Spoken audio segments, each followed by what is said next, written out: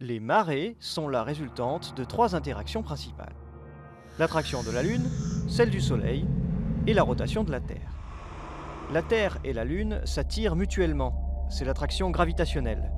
Cependant, le point de la Terre le plus éloigné de la Lune est moins attiré que le point le plus proche. Tout se passe donc comme si la Terre était étirée. Mais l'eau des océans se déforme plus que la Terre, elle forme donc un bourrelet de part et d'autre de la Terre. Ce sont les marées statiques. L'effet du Soleil est identique, mais la distance Terre-Soleil étant beaucoup plus grande, elle exerce une force 2 fois moins importante. Si la Terre, la Lune et le Soleil sont alignés, leur effet s'ajoute. On parle de marées de vives eaux. Les grandes marées ont lieu lors de ces périodes. Si la Terre, le Soleil et la Lune sont à angle droit, leur effet se contrecarre. On parle de marées de mortes eaux.